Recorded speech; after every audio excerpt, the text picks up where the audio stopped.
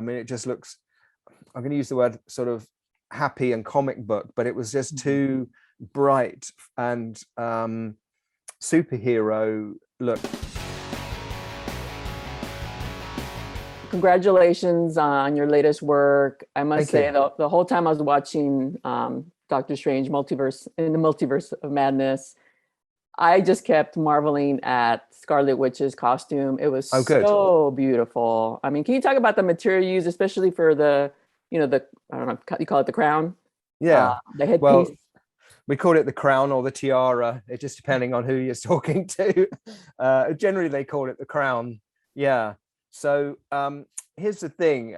I'm sure you saw WandaVision, and so that the costume was originally designed by Mayes Rebello and Andy Park at Marvel VizDev, and the costume, the way that in LA it happens is that there are various kind of vendors, and so this one went to a shop called Ironhead, and Jose Fernandez I've known for many years, and he's an extremely accomplished sculptor, probably the best costume sculptor in the world.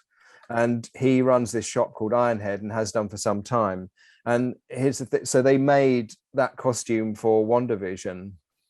And it only appeared for a very brief moment, right? And so in the context that it was used, the studio then said, hey, you're inheriting that look and we're putting that in the movie. So I went, yeah, okay. So I talked to Jose and said, hey, it sounds like we're going to need 8 more.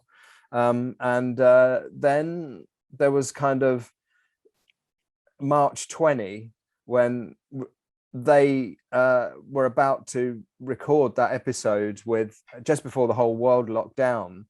And Sam Raimi had been on board then since February. And with the script that we had and the reworking, he just said, it's really not going to work. I mean, it just looks, I'm going to use the word sort of happy and comic book, but it was just too bright and superhero look. The pants had these chevrons on, and it was very pristine. And he said, it's about the 2 books, this movie, and the effects of the Darkhold on the people that are custodians of the Darkhold.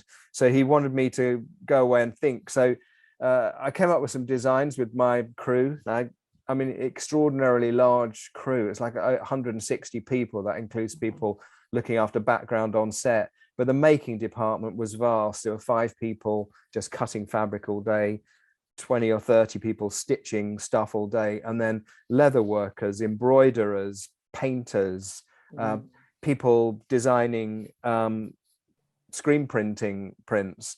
So with all of that amazing talent at my fingertips, we came up with an idea that was kind of signed off by the studio on a single sketch, which is quite unusual. So we essentially took the Mayes Rebello's costume, and we had another character that disappeared